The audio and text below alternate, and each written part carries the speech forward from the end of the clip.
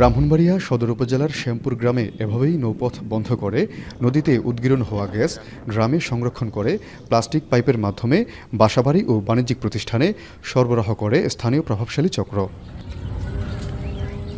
সদর উপজেলার বাকাইল, আনন্দপুর ও শ্যামপুর গ্রামে অবৈধভাবে গ্যাস সংযোগ দিয়ে প্রায় 2 দশক ধরে কোটি কোটি টাকা হাতিয়ে নিয়েছে প্রভাবশালী চক্রটি। তবে চাপ নিয়ন্ত্রণ না করেই গ্যাস সরবরাহের ফলে অগ্নিঝুঁকি তৈরি হয়েছে। এ নিয়ে গত 14 সেপ্টেম্বর এখন টিভিতে প্রতিবেদন প্রকাশের পর নড়েচড়ে বসে জেলা প্রশাসন ও Bangladesh gas fields company limited BGFCL কর্তৃপক্ষ। মূলত তিতাস গ্যাস ফিল্ডের 3 নম্বর কূপ খননের সময় গ্যাস লিকেজ হয়ে মাটির উপরের স্তরে চলে আসে। পরবর্তীতে সেই গ্যাস আনন্দপুর, শ্যামপুর ও বাকাইল গ্রামের তিতাস নদীর বিভিন্ন স্থানে উদ্গীরণ হতে থাকে। শ্যামপুর গ্রামে নদীতে অভিযান চালিয়ে 22টি ড্রাম ও প্লাস্টিক পাইপ অপসারণ করে ভ্রাম্যমাণ আদালত।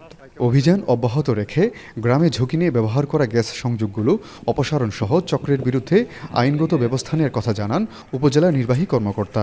যারা অবৈধভাবে আর্থিক লেনদেনের মাধ্যমে এই গ্যাস সরবরাহ করছে, এই আর্থিক লেনদেনের কারণে গ্যাস সরবরাহ করার কারণে এখানে আইনশৃঙ্খলা অবনতি হওয়ার বেশ আশঙ্কা রয়েছে। ইতিমধ্যে 2-1টা জায়গায় এরকম ঘটনা ঘটেছে, যার কারণে আমাদের আজকের অভিযান। আমরা অভিযানে মূলত সবগুলি উৎস থেকে পাইপলাইনগুলি কেটে দিয়েছি। আমাদের এই অভিযানটি সামনের দিনগুলিতেও অব্যাহত থাকবে। তবে গ্যাসের উদ্গীরণ বন্ধের পদ্ধতি নেই তিতাসের নিয়ন্ত্রক BGFCL কর্তৃপক্ষের কাছে। যদিও গ্যাস উদ্গীরণ হওয়ার উৎস অনেক আগেই বন্ধ করে দেওয়া হয়েছে বলে জানিয়েছেন প্রতিষ্ঠানটির মহাব্যবস্থাপক। লিকেজ কি পরিমাণ হয়েছে ওটা তো পরিমাপ করা সম্ভব না, ওটা একটা থেকে টেকনিক্যাল কারণে হয়েছে। আমাদের টেকনিক্যাল যে কারণে হয়েছে সেটা তো আমরা অলরেডি রিমেডি করে ফেলেছি।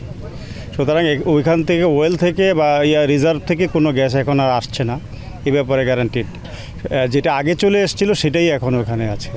2007 সালে তিতাস গ্যাস ফিল্ডের 3 নম্বর কূপটি বন্ধ ঘোষণা করে BGFCL কর্তৃপক্ষ। বর্তমানে তিতাসের 24টি কূপ উৎপাদনে রয়েছে, যা থেকে প্রতিদিন জাতীয় গ্রিডে যাচ্ছে অন্তত 400 মিলিয়ন ঘনফুট গ্যাস। আজিজুল সঞ্চয়, এখন ব্রাহ্মণবাড়িয়া।